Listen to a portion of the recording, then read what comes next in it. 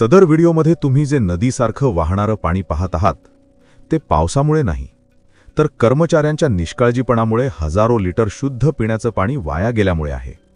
आणि त्यामुळेच पुसद शहरातील प्रभाग क्रमांक 11 मधील रस्त्यांना अक्षरशः नदीचं स्वरूप प्राप्त झालं आहे।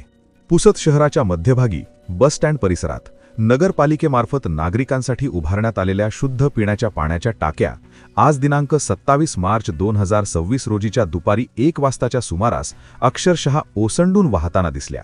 टाक्या इतक्या भरल्या की पाणी थेट रस्त्यावर सांडत राहिलं आणि काही वेळातच संपूर्ण परिसर पाण्याखाली गेला। एकीकडे उन्हाळ्याचा तडाखा वाढत असताना इथे मात्र हजारो लिटर शुद्ध पाणी वाया जात असल्याचा धक्कादायक प्रकार समोर आला आहे। ही घटना केवळ निष्काळजीपणाची नव्हे तर प्रशासनाच्या दुर्लक्षाची सुद्धा स्पष्ट उदाहरण ठरत आहे। आता हा प्रश्न उपस्थित होतो की या घटनेला जबाबदार कोण? संबंधित कर्मचाऱ्यांवर कोणती कारवाई होणार आणि दुर्लक्ष करणाऱ्या अधिकाऱ्यांची जबाबदारी निश्चित केली जाणार का?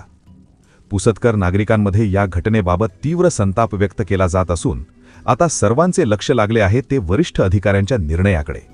या प्रकारावर कडक कारवाई होणार की पुन्हा एकदा हा विषय थंड बस्त्यात जाणार?